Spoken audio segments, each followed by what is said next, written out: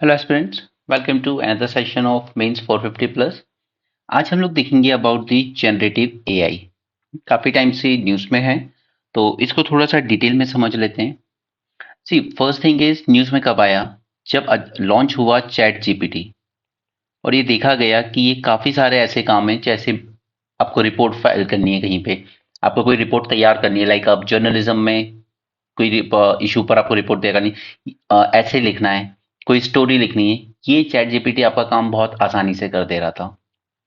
तब एक फियर निकल के आया कि शायद अभी तक माना जा रहा था कि रोबोट्स, आर्टिफिशियल इंटेलिजेंस लो वेज वाली जॉब्स को ज्यादा नुकसान पहुंचाएंगे, बट इसने दिखाया कि नहीं, ये हाई वेज वाली जॉब्स को भी नुकसान पहुंचाने में उतना ही इंपॉर्टेंट होने वाला है, राइट। उसी तरह लॉयर्स की सर्विसेज, इस पे अच्छा खासा इम्पैक्ट करेगा ये। कंसल्टेंसी सर्विसेज, इन सब पे इसका इम्पैक्ट बहुत ज्यादा होगा, स्पेशली सब ये राइटर्स जो होते हैं, ठीक है, इन सब पे। तो चैट जीपीटी ने ये बता दिया है कि काफी कुछ है जो बदलने वाला है। अब अलग अलग चीजें लॉन्च की गई। तो ये चैट जीपीटी आपका लॉन्च किया ओपन एआई नाम की कंपनी ने। अब कुछ बुक्स ना कहीं पे आप पढ़ोगे तो वो बताएंगी कि चैट जीपीटी की ओनर माइक्रोसॉफ्ट है। माइक्रोसॉफ्ट नहीं है, ओपन एआई अलग ही कंपनी है जो उसकी ओनर है। माइक्रोसॉफ्ट के पास इसके 49% शेयर होल्डिंग है, राइट। तो कई बार वो 49 को गलती से मान लेते हैं कि यही मेजोरिटी शेयर होल्डर है, ऐसा नहीं है। सो कभी स्टेट पीएससी वगैरह वगैरह अगर देते हो तो उसमें कंफ्यूज नहीं होना। ऑलराइट, इसी तरीके से चैट जीपीटी तो अपनी जगह था, और ज्यादा आगे जाना था तो अब ये सोरा लेकर आए। Sora is even more, you can say, और ज्यादा डिसरप्टिव होगा। बिकॉज अभी तक क्या था कि आप टैक्स दे रहे हो, वो आपको इमेज वगैरह बना के दे रहा था, राइट। ये आपके टैक्स से प्रॉपर वीडियो बना के दे सकता है आपको 1 मिनट तक का, ऑलमोस्ट 1 मिनट का वीडियो। अभी ये टेस्टिंग में है और कंपनी ने कहा है कि अभी हम इसको पब्लिकली रिलीज नहीं कर रहे हैं, इसमें काफी चीजें हमें ठीक करनी है अभी। बट ये और ज्यादा डिसरप्टिव होगा। आप टैक्स दे दीजिए कि इस तरह का इंसान है, वो इस तरह की एक जगह पर गया है, वहां पर आसपास ऐसा एनवायरनमेंट है एंड सो ऑन, इस तरह का आप टैक्स दे दीजिए और वो आपको एक वीडियो बना के दे देगा। पहले भी इस तरह की एप्लीकेशंस थी, गूगल के पास थी, कईयों के पास थी। बट इसने जो दिया ना, वो एकदम आपकी जो द बेस्ट क्वालिटी की जो वीडियो हो सकती है वो दी है इसने, राइट। तो ये ज्यादा डिसरप्टिव माना जाएगा। इसी तरीके से गूगल की बात कर लेते हैं, तो गूगल के पास है बार्ड, और अब ये इसी का एक एडवांस वर्जन लेकर आया है which is known as Gemini, right. तो ये सब याद रखिएगा। चैट जीपीटी, सोरा, फिर गूगल का बार्ड, गूगल का ही Gemini and so on, right. तो ये सब कुछ एग्जाम्पल हो गए। चलिए आगे बढ़ते हैं।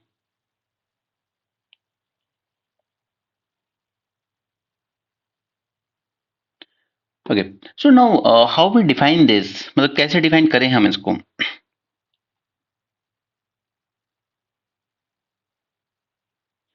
देखिए, एक एक चीज तो आप समझ सकते हैं कि यहाँ पर हम लोग मशीन्स का ही यूज कर रहे हैं, मतलब जो भी हो रहा है आर्टिफिशियल ही है, लेकिन उसके साथ ह्यूमन इंटेलिजेंस यूज की जा रही है। मतलब आर्टिफिशियली कोई मशीन जो शो कर रही है ह्यूमन लेवल की इंटेलिजेंस, जो ऐसे डेटा नहीं दे रही है जो ऑलरेडी उसको पहले से पता है, नहीं, वो आपके इनपुट को ले रही है, आपके दिए हुए इनपुट्स को एनालाइज कर रही है, उस पे बेस एक न्यू डेटा जनरेट करके दे रही है आपको, राइट।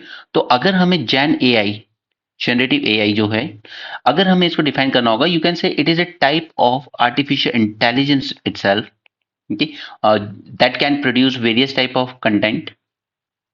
और वो कंटेंट टेक्स्ट हो सकता है, यानी कि ऐसे या स्टोरी।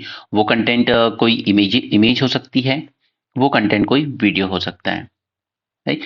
तो यहाँ पर ये जो वर्ड जनरेटिव यूज हो रहा है, इसका मतलब है exactly this generative word, it exactly means the ability of the model to create new data, right, based on certain input. Clear, इसलिए इसको जनरेटिव बोल रहे हैं हम लोग। आई होप आपको समझ में आया होगा, ठीक है, कि क्यों हम इसको जनरेटिव आर्टिफिशियल इंटेलिजेंस कह रहे हैं, not just artificial intelligence, right. अब इसमें भी हमें कई टर्म्स देखने को मिलते हैं, जैसे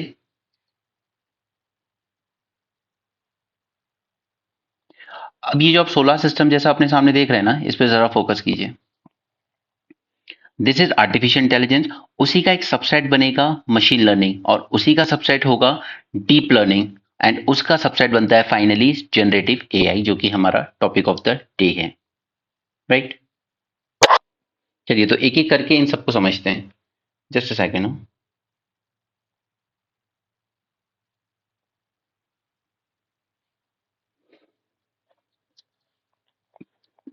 ओके, सी आर्टिफिशियल इंटेलिजेंस। जब हम आर्टिफिशियल इंटेलिजेंस की बात कर रहे हैं, यानी कि यहां पर हम कुछ ऐसे फॉर्मूलाज बना रहे हैं, कुछ ऐसी मैथडोलॉजीज बना रहे हैं, ओके, जो इम्यूलेट कर रही है ह्यूमन थॉट को, that can emulate human thought and behaviour. Right, यही हमने आर्टिफिशियल इंटेलिजेंस का मतलब जाना है। मशीन जो ह्यूमंस की तरह सोच सकती है, ह्यूमंस की तरह डिसीजन ले सकती है। कोई पहले से रेडीमेड टाइप का उसमें फीड नहीं किया गया है कि जब कोई पूछेगा तो आपको ये आउटपुट देना, नो। आप अलग अलग इनपुट देते रहिए, वो उस हिसाब से जनरेट करती रहेगी आउटपुट। राइट, अब इस आर्टिफिशियल इंटेलिजेंस का ही एक सबसेट बन के आता है machine learning. So in machine learning ये करता है, it involves the development of programs that can train the modules, और that can train the models using some data. Okay, जैसे वेब पेज वगैरह हैं, तो उनसे वो डेटा ले सकता है, आर्टिकल से ले सकता है, बुक से ले सकता है, और इन सब पर बेस्ड वो कुछ प्रेडिक्शन देगा। और ये जो प्रेडिक्शन निकल के आएगी ना, ये एकदम न्यू होगी, ये एकदम न्यू डेटा जनरेट करेगा, ऐसा नहीं कि कोई पुराना डेटा उसने जनरेट किया है। राइट, अगर इसका एक सबसे कॉमन टाइप का हमें मशीन लर्निंग बताना होगा, तो एक मेथड, मशीन लर्निंग मेथड जो यूज किया गया था, वो था सुपरवाइज लर्निंग मेथड।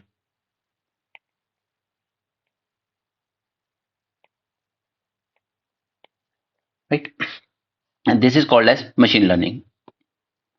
फिर इसी मशीन लर्निंग का एक सबसेट निकल के आता है डेटा डीप लर्निंग। नो सी, डीप लर्निंग में याद रखिएगा that this deep learning is a type of machine learning itself, but it uses artificial neural network। Artificial neural network obviously वैसा ही, वो वही मॉडल यूज कर रहा है जो हमारे ह्यूमन ब्रेन में यूज होता है, और हमने एक सेशन इससे पहले भी किया था, ब्रेन मशीन इंटरेक्शन।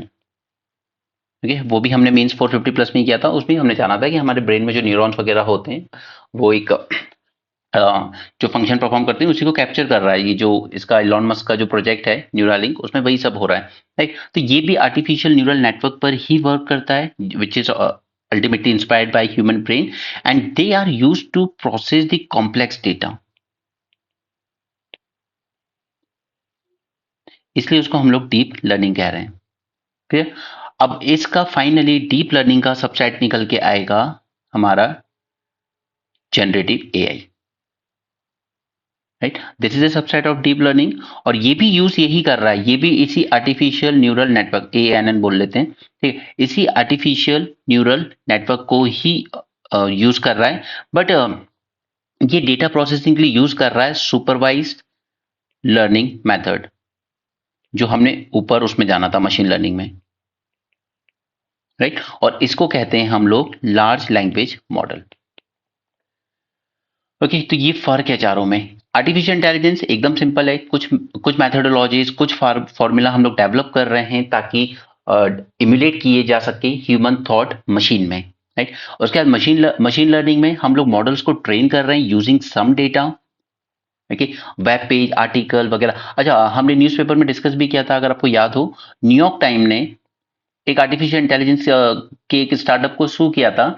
उसने कहा था कि हम लोगों ने काफी अपने जर्नलिस्ट में इन्वेस्ट किया है, इन्वेस्टिगेशन, उनकी ट्रेनिंग में इन्वेस्ट किया है, और हमारे लिखे हुए न्यूज आर्टिकल्स को ये लोग यूज कर रहे हैं अपने आर्टिफिशियल इंटेलिजेंस मॉडल को ट्रेन करने के लिए।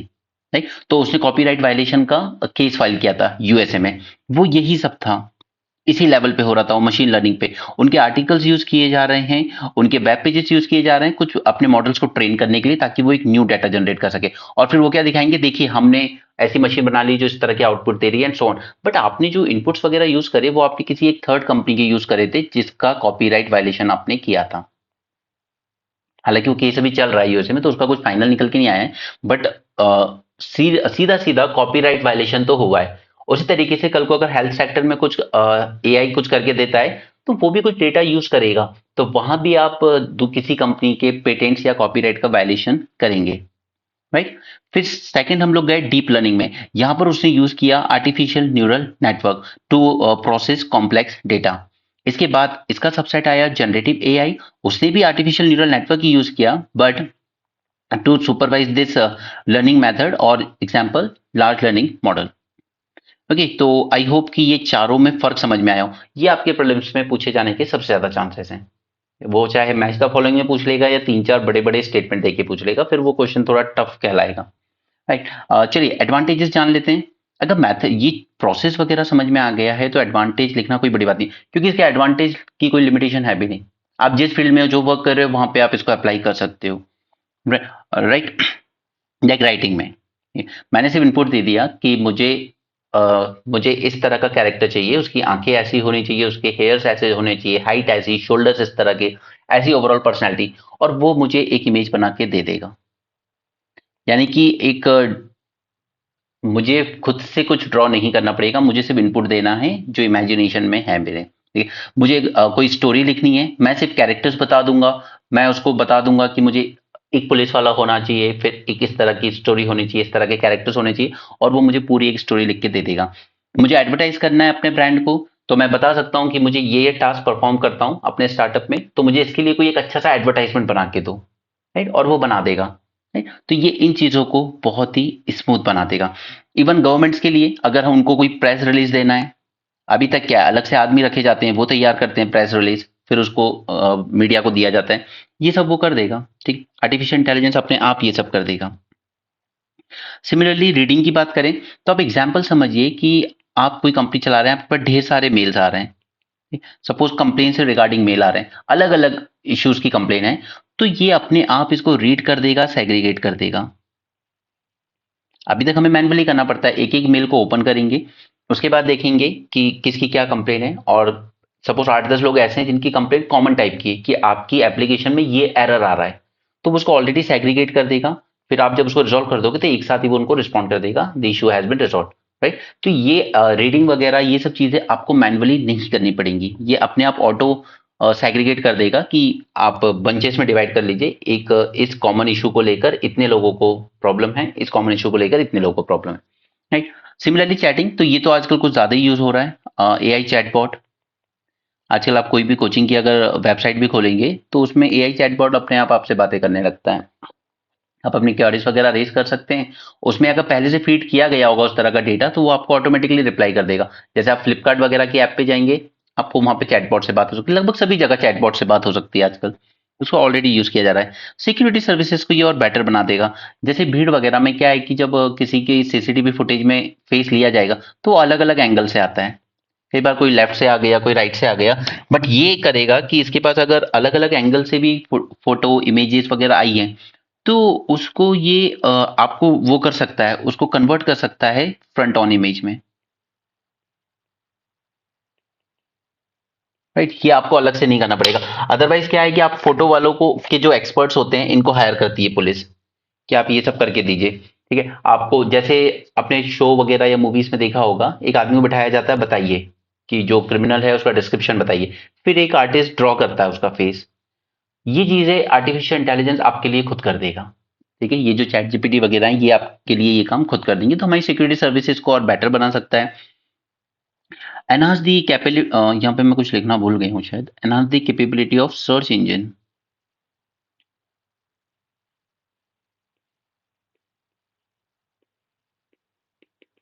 It can enhance the capability of search engine, ठीक है। जैसे टेक्स्ट टू इमेज ट्रांसलेशन वगैरह कर सकता है ये, ठीक है, टेक्स्ट टू इमेज, या फिर अब तो टेक्स्ट टू वीडियो भी कर सकता है, ठीक है। तो ये आपकी सर्च कैपेबिलिटी को एनहांस कर सकता है।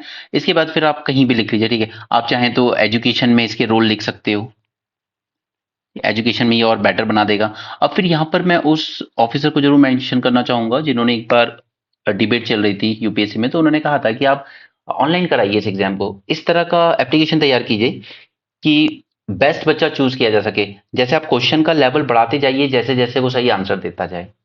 अभी तक तो क्या है कि 100 क्वेश्चन है तो वो एक जैसे ही हैं सबके लिए, सबके आईक्यू के हिसाब से। किसी ने 50 सही कर दिए, किसी ने 70 सही कर दिए। अब तो नहीं होते खैर इतने, बट एक टाइम पर हो जाते थे।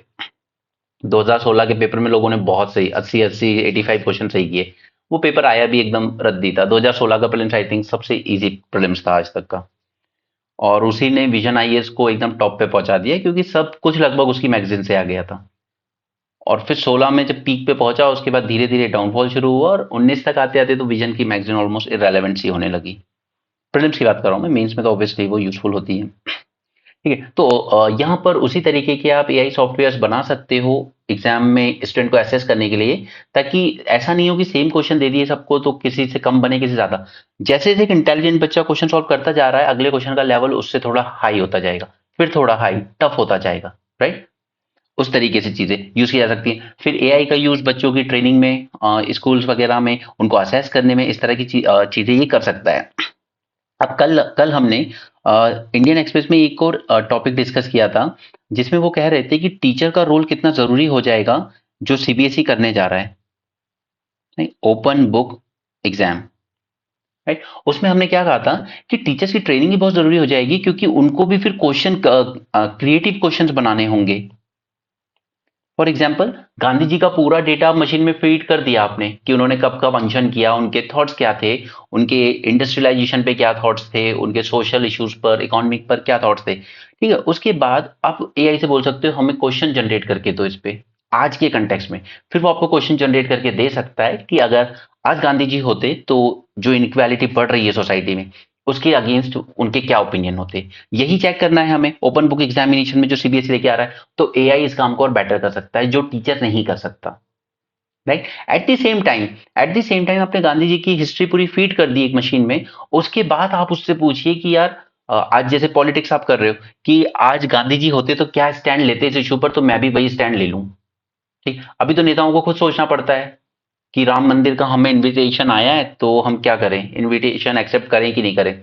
आप मशीन से पूछ लीजिए, वो बताएगा आपको कि गांधी जी होते तो इसमें क्या करते, क्योंकि उसके अंदर आपने पूरा डेटा फीड किया हुआ है गांधी जी की लाइफ का, राइट। तो ये सब चीजें आर्टिफिशियल इंटेलिजेंस आपके लिए करके दे सकता है। ये टीचिंग को और बेटर बना सकता है, ये टीचर्स को भी और बेटर तरीके से ट्रेन कर सकता है। और मैंने कल आपसे कहा था कि ये ओपन बुक एग्जामिनेशन वाला जो कंसेप्ट लेकर आया है सीबीएसई, ये आपके मेंस के लिए एक बहुत इंपॉर्टेंट क्वेश्चन बनता है, क्योंकि इसकी फ्यूचरिस्टिक एप्लीकेशन है, राइट। अब इसको आपके, अगर आपको इसको क्वेश्चन को डील करना होगा तो आपको उसमें वही वहां पे ये पॉइंट जरूर ऐड करना चाहिए कि कैसे हम आर्टिफिशियल इंटेलिजेंस यूज कर सकते हैं इस तरह से टीचर्स को ट्रेन करने में, या और better analytical critical thoughts develop करने में बच्चों में, राइट। बच्चों के सामने इस तरह के नए नए क्वेश्चन प्रेजेंट करके कि चलिए पहले आप सोचिए, फिर मशीन से भी पूछेंगे कि ये क्या सोचती है इसके बारे में, फिर वो एक नया एंगल नया डायमेंशन देगी बच्चों को, राइट। तो एजुकेशन में इसका रोल बहुत इंपॉर्टेंट हो सकता है।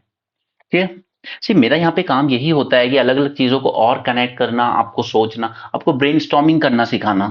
मेरा गोल वो नहीं है कि मैं आपको यहाँ पे सिर्फ फैक्ट्स दे दूं या नोट्स दे दूं और आप उसको रट्टा मार लो।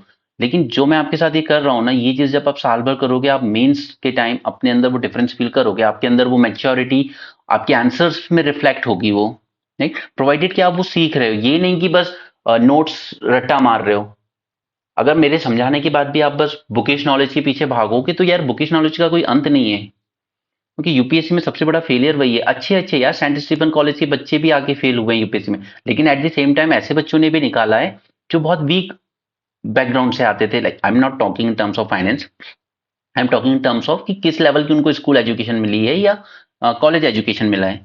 वो इसीलिए क्योंकि वो नोट्स या याद करने के पीछे नहीं भाग रहे, वो सिर्फ अपनी अंडरस्टैंडिंग डेवलप कर रहे हैं। इस इशू पर मेरी अंडरस्टैंडिंग है, मैं इस आर्टिफिशियल इंटेलिजेंस या चैट जीपीटी टाइप की चीजों को कैसे यूज कर सकता हूँ ओपन बुक एग्जामिनेशन सिस्टम में सीबीएसई के, राइट। तो वो चीज सीखने पे ध्यान दो, ना कि मटेरियल के पीछे भागो। चीजें समझ में आ जाएंगी तो किसी भी कहीं का भी मटेरियल उठा के पढ़ लेना, अल्टीमेटली आपको आंसर लिखना आना चाहिए। ओके, आगे चलते हैं, इंक्रीज बायस। अब देखो, अब अगर हमने जिस तरह का इनपुट दिया होगा, हमारा आउटपुट कुछ हद तक तो उससे इन्फ्लुएंस होगा ना। तो यहां पर ये भी इंश्योर करना है हमें कि हम जो इनपुट दे रहे हैं वो बायस ना हो। अब for example now don't take it personally, okay. जैसा कि इंडिया में मोस्टली स्टीरियोटाइपिक थॉट्स हैं, सभी शहरों में नहीं बट मोस्टली बैकवर्ड एरियाज में, रूरल एरियाज में इस तरह चलता है कि यार लड़कियां ट्रस्टवर्दी नहीं होती, लड़कियां झूठ बहुत बोलती हैं, ओके। लड़कियों पे भरोसा नहीं कर सकते, इस तरह की बातें निकल के आएंगी।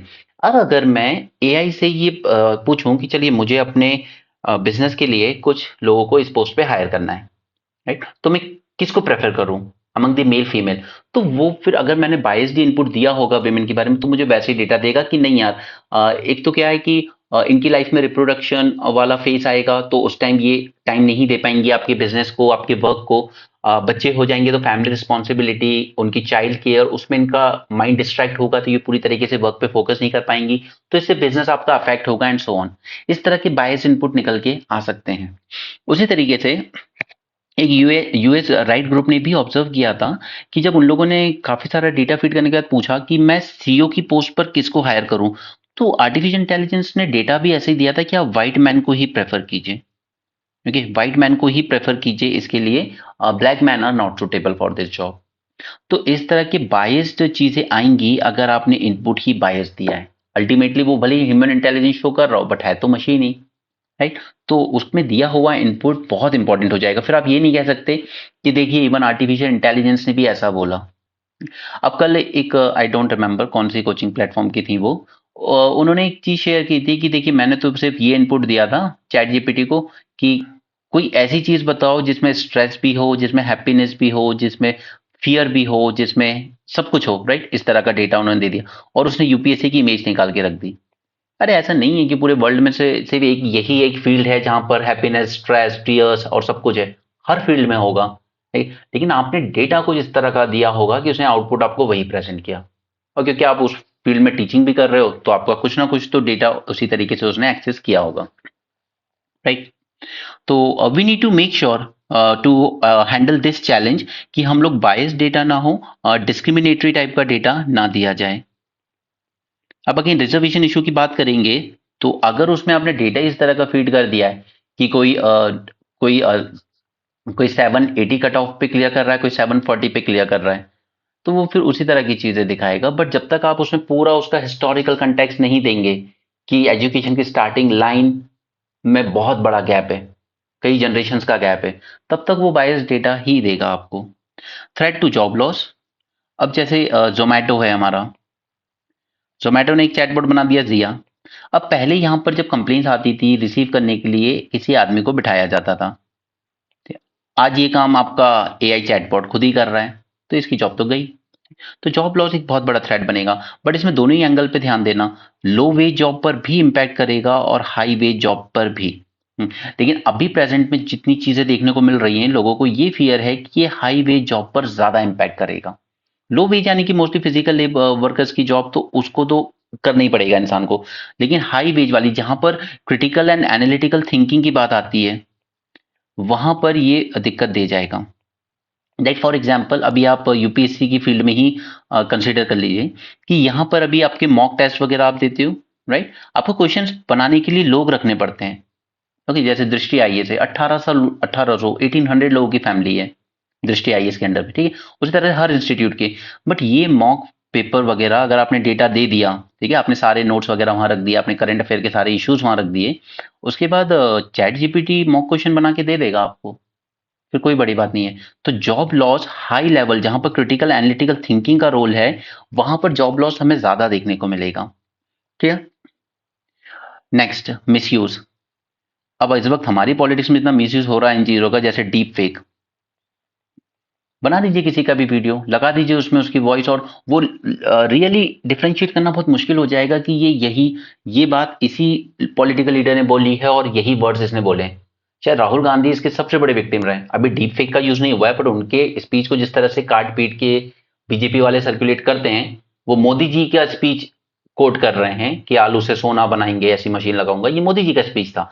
बट उसको इस तरीके से चलाया गया कि आज भी आधी से ज्यादा लोगों को ये लगता है कि ये राहुल गांधी के वर्ड्स थे, जबकि वो मोदी जी को कोट कर रहे थे उसमें, राइट। इस तरीके से, और फिर डीप फेक में अगर ये चीज होने लगी तो ये बहुत मुश्किल हो जाएगा फिर डिफरेंशिएट करना, right? और सोचिए कि इसका कम्युनल एंगल कितना ज्यादा होगा कि किसी ने मंदिर के अगेंस्ट कुछ बोल दिया, किसी ने मस्जिद के अगेंस्ट किसी ने बोल दिया, किसी ने अब जैसे इसका एक सबसे बड़ा एग्जाम्पल निकल के आया था जेलेंस्की का, यूक्रेन के जो प्रेसिडेंट है, इनका एक डीप फेक वीडियो बना दिया कि वो अपने सोल्जर्स को कह रहे हैं चलिए वापस आ जाइए सब लोग, हम लोग फाइट अब कंटिन्यू नहीं करना चाहते, और वो डीप फेक वीडियो सर्कुलेट हो गया है। इस तरह की चीजें, तो इसका मिसयूज बहुत ज्यादा होने का there is a very high possibility कि इसका मिसयूज हो सकता है। Next is data privacy. अब द पॉइंट इज कि हम इसको हेल्थ में भी यूज करने जा रहे हैं। अब देखिए हेल्थ में आपकी जो डायग्नोसिस वगैरह होती है, जो भी इशू होता है, ये बहुत प्राइवेट प्राइवेट इशू है। जैसे कई बार ऐसी बीमारियां हो जाती है जो लोग पब्लिकली नहीं शेयर करना चाहते, नहीं? तो वो डेटा प्राइवेसी क्या ये एआई इंश्योर कर पाएगा या नहीं कर पाएगा, ये भी एक चैलेंज बन के आएगा इसके लिए, राइट। कॉपीराइट इशू, अगेन मैंने आपको न्यूयॉर्क टाइम्स का इशू वो बताया। वो कह रहे हैं कि हमने तो न्यूज़ आर्टिकल्स को सिर्फ अपने चैट जीपीटी और सॉरी अपना उनका जो भी स्टार्टअप का जो भी अपना बना रहे थे वो लोग, कि हमने तो उसको ट्रेन करने के लिए यूज़ किया। बट क्या आपने न्यूयॉर्क टाइम्स को, उसने जो आर्टिकल पब्लिश किए हैं उसके पीछे उसने काफ़ी मेहनत की होगी, उसने काफ़ी लोग हायर किए होंगे, उसने उनको ट्रेनिंग दी होगी, उस तब जाके उसने वो रिपोर्ट तैयार की। आपने वो आर्टिकल उठाए, अपनी मशीन को ट्रेन कर दिया और फिर कह दिया कि देखिए हमारा जो सॉफ्टवेयर है वो कितना अच्छा है, वो कितना नया आउटपुट जनरेट करके दे रहा है। बट आपने ना तो इनको कंसल्ट किया, ना इनको कोई रॉयल्टी पे की, ना इनसे कोई परमिशन ली, नहीं? तो सीधा सीधा कॉपीराइट इन्फ्रिंजमेंट हुआ है। बट अब द थिंग इज कि वो कह रहे हैं कि हमने तो आपका कुछ पब्लिश तो नहीं किया ना कहीं, हमने तो सिर्फ ट्रेन करने के लिए किया है। तो ये अभी कोर्ट एग्जामिन करेगा, ठीक है, कि क्या ये कॉपीराइट वायलेशन माना जाएगा या नहीं माना जाएगा। क्लियर। Limited creativity. अब देखिए ये भले ही आपको न्यू डेटा जनरेट कर रहा है, बट उस न्यू डेटा का बेसिस क्या है? What is the basis of that new data? The basis is the old data. वो एक प्रीवियस डेटा पर ही तो यूज कर रहा है ना, वो एक पुराने डेटा पर ही बेस्ड है आपका नया आउटपुट, ठीक है। तो क्रिएटिविटी में यहाँ फिर भी लिमिटेशंस आएंगी। आप एक human, as a human being आप पूरा एकदम नया सोच सकते हो, बट मशीन वही सोचेगी जो जो इनपुट उसको दिया गया होगा। फिर एनवायरनमेंट कंसर्न वगैरह तो अब वो तो है कि यहाँ पर बहुत ज़्यादा कंप्यूटेशन लगता है, ये कंप्यूटेशन पावर वगैरह बहुत यूज़ होती है, तो वो सब फिर वो फालतू बातें आ जाएंगी, इलेक्ट्रिसिटी और फिर हार्डवेयर, इनके साथ लगने वाली सारी चिप्स वगैरह, इनमें यूज़ होने वाला क्रिटिकल क्रिटिकल एलिमेंट्स वगैरह, ठीक है, क्रिटिकल मिनरल्स और वो rare earth elements and so on, ठीक है। तो उसके एनवायरनमेंट इम्पैक्ट होंगे, वो तो खैर सभी के होते हैं। तो वे फॉरवर्ड में क्या कहेंगे, ठीक है। सबसे पहले अभी तक आपने जो चैलेंजेस देखे उसमें एक चीज आपको समझ आएगी कि हमें बायसनेस रिमूव करनी है, चाहे वो जेंडर बेस्ड बायस हो, चाहे वो रेशियल बायस हो, या चाहे वो कास्टिस्ट बायस हो, या रिलीजन बेस्ड बायसेस हो। जब तक आप इसमें बायसनेस रिमूव नहीं करोगे तब तक आउटपुट एकदम जेन्युइन नहीं आएगा, वो आपको बायस आउटपुट ही देगा। तो ये सबसे बड़ा चैलेंज है जिसको टैकल करना जरूरी है। नेक्स्ट इज ट्रांसपेरेंसी चाहिए। आप किस बेसिस पर आपने क्या इनपुट यूज किया है वो ट्रांसपेरेंटली आप रखिए, और यही यूएसए ने जो अपना लॉ पास किया और ईयू ने भी लॉ पास किया, उसने यही कहा है कि आपने इनकी ट्रेनिंग के लिए जो डेटा यूज किया है वो डेटा आपको पब्लिक करना चाहिए, नहीं।